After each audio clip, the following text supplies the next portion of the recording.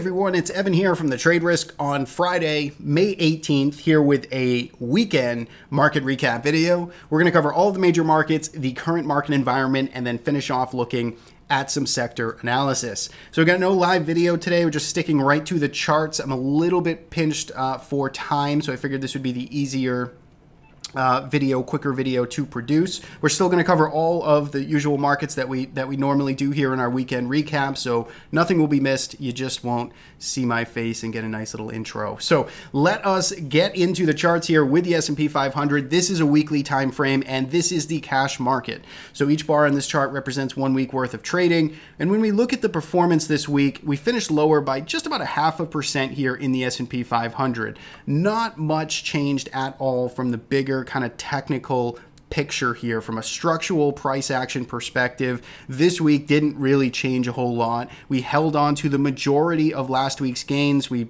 just essentially based out in the upper 40% of last week's range. We are above these moving averages still. We are still above this downtrend line that extends from the highs here. So all in all, from a weekly perspective, nothing changed. Light volume, just kind of some consolidation through time, and no major levels are breached or no real changes of character here to the market. So that is all I really have to say for the weekly time frame here.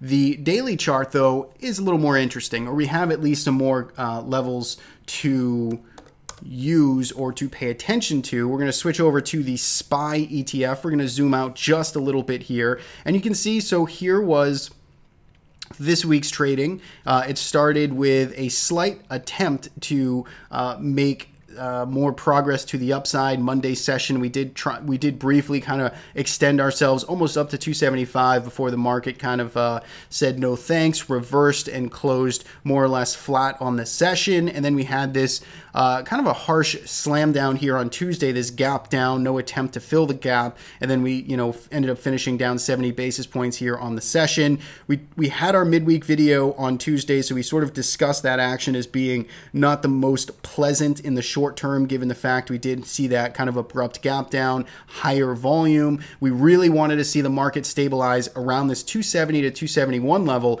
In fact, that was the call, or that was the analysis from last weekend's video. So a full trading week ago, we said, look, coming into this week, we would like to see the bulls hold 270 to 271 to keep this market as pent up, as bullish as possible. That would be the bull case. That's the scenario we would want to see play out for the bull perspective. And we can see, but now 1 week later, that is the exact scenario that played out. And again, that wasn't a call I made or a prediction I made. I'm just saying that was our most bullish scenario to say, hey, look, if you're bull on this market, you want to see us hold above 270, and that is what we've gotten. So we did manage to stabilize here, and I still want to sort of reiterate the importance here of this 270 level. There's a good confluence of just levels and price psychology around this level. So this pink line, this horizontal level, we chopped around here back earlier in February. We spent a lot of time chopping around this level. We gapped up here more recently in April and failed here. We broke out from this level on last Thursday, the 10th. And we also have this downtrend line that kind of comes in at this general area. We got some moving averages in here. So it's really just kind of a sweet spot of confluence here on some short-term technical indicators in the market and price levels. So I think 270, 271, that is going to be the level. We're right here right now, but we're going to want to see that hold next week. And if we talk about the bearish scenario first, again, not a prediction that this is going to unfold, but the most bearish scenario here now is that we see range expansion and volume expansion, a rise in volume, uptick in volume with some range expansion, breaking below this level with authority. And there's really no better analogy than just looking back a few weeks to March the 21st. So if we look at this session right here, and granted, I know times were a little bit different,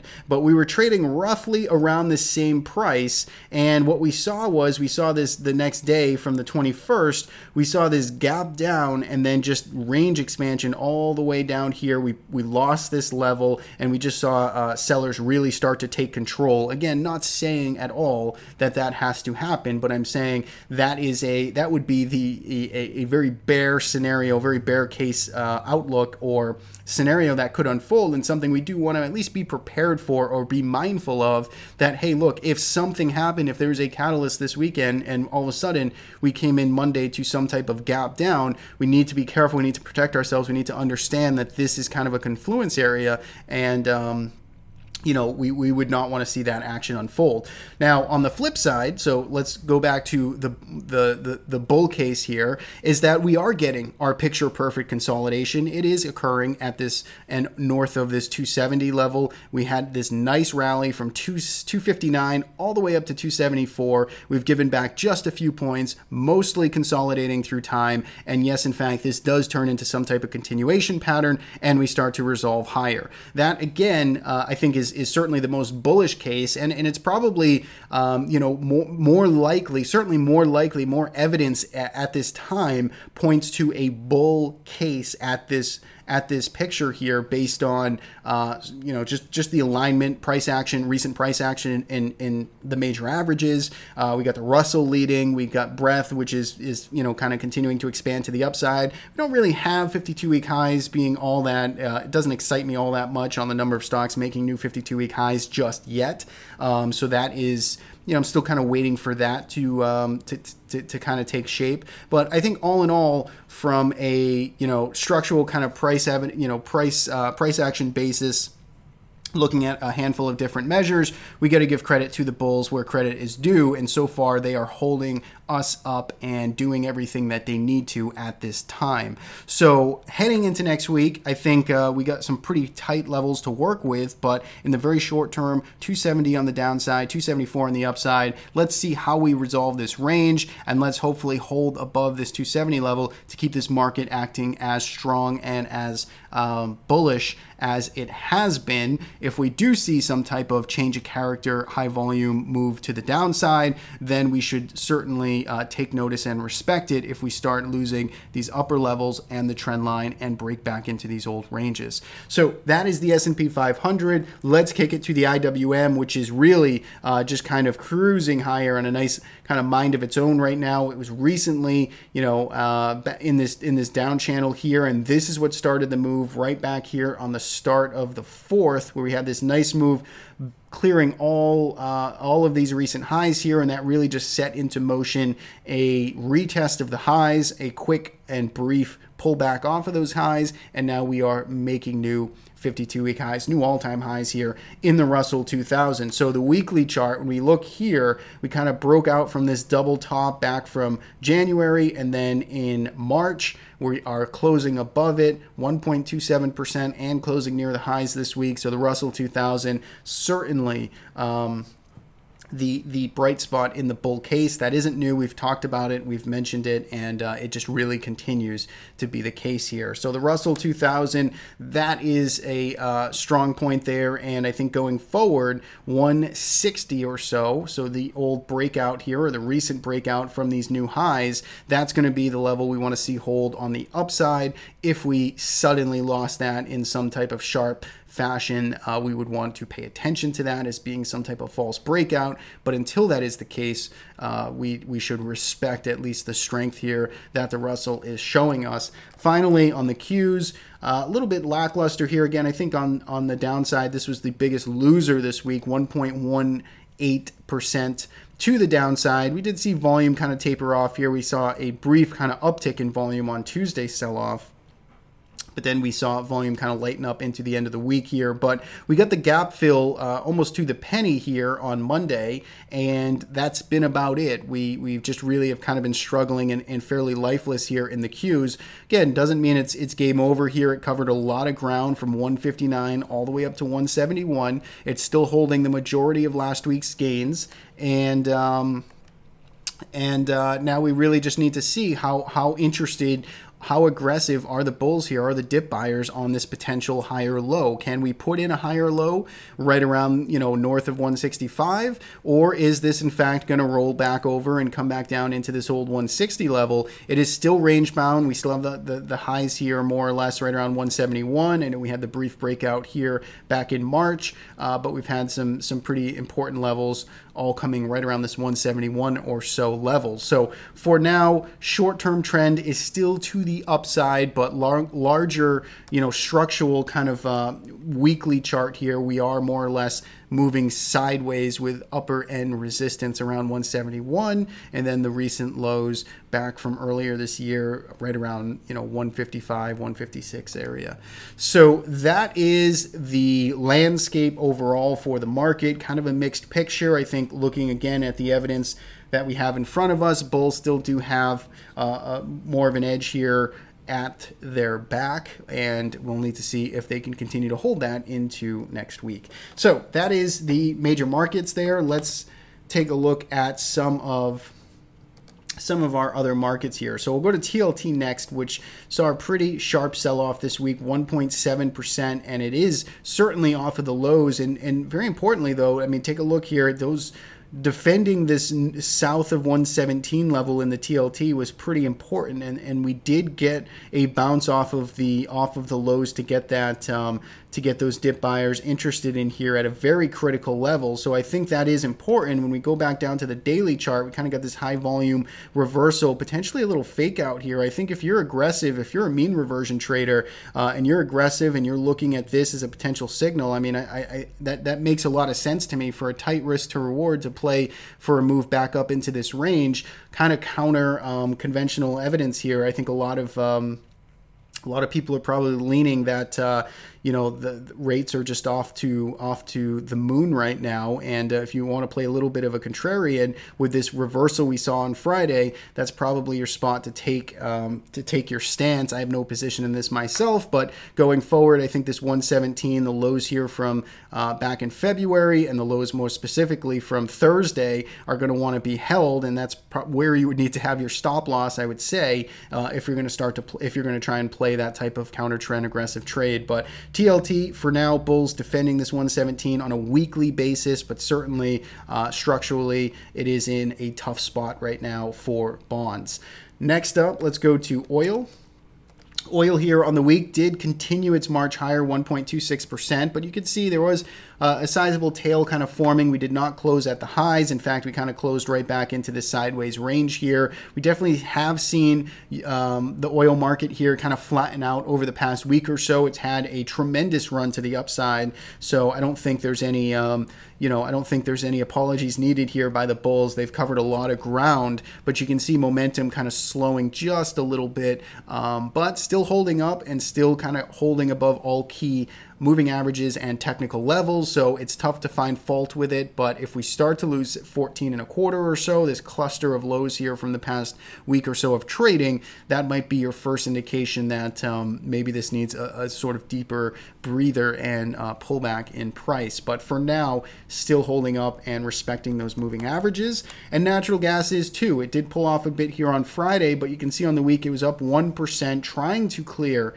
with more definitive action here above all of this recent chop here from recent weeks. It is still kind of held hostage by this channel, if you will, in at least the UNG ETF here, and we are still noticing that volume has been trying to creep up here over the past month of trading. That is encouraging to see. We are starting to make higher lows grinding away here, but we want to see more of a trending type of market and more of a kind of breakout trend to emerge here to get a little more confidence. It's still kind of lacklusterly moving sideways. So natural gas, again, short-term trend is higher here, but again, we really want to see us just start getting a little more trendiness, if you will, there to the upside. So natural gas covered, oil covered. Let's go to metals next. It's GLD, which suffered its biggest loss in quite a while, 2% to the downside, and clearing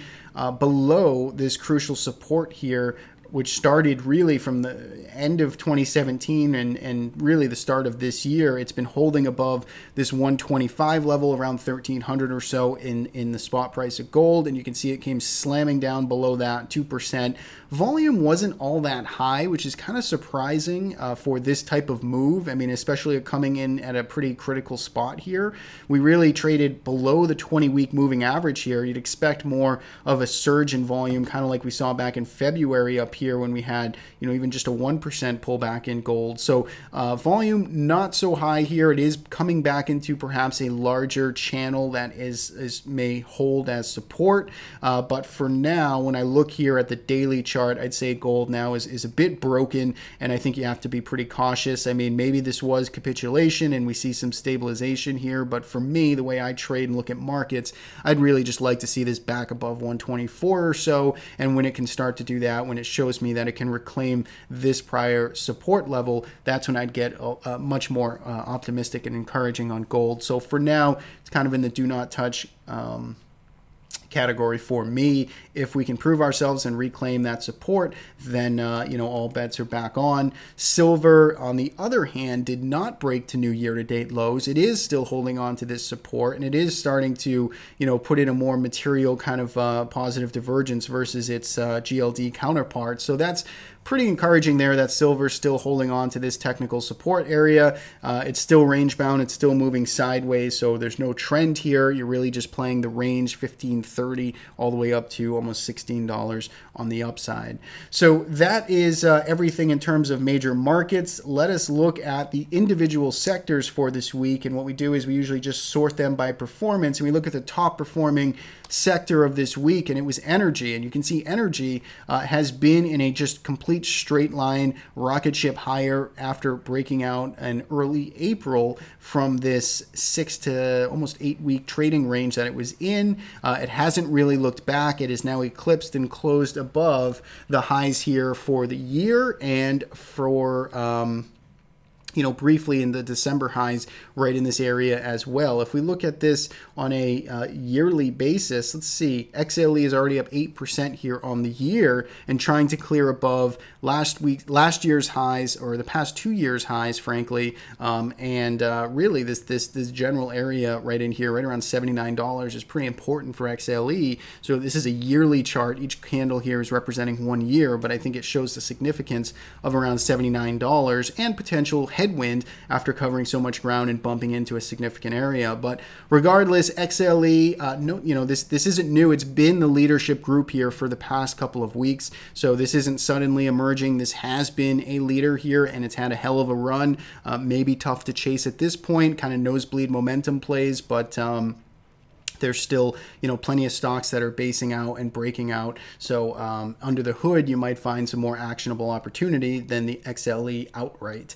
Next up is XLB. So materials were on fire this week as well, very convincingly sort of breaking this downtrend line that extends from the highs here. And when we look on a weekly chart here, you can see we are starting to recover even some of the faster moving averages on the weekly time frame. There's quite a bit of supply and maybe past resistance in here right around $61. So maybe that is the next target, the next kind of upward trajectory here for XLB. So pay attention to maybe 61.40 or so in the ETF itself. But again, I think individual stocks in this play here are going to be important. And also one other comment I'll make is notice we haven't quite taken out the April highs here. So as nice of a rebound as it was this week, we are still on a relative basis below the April highs here and still well below the February and March highs here. So it's had a nice move, but let's keep it in perspective. Next up is Biotech, which is continuing to do work now against the upper end of this recent range here. We've been talking about $100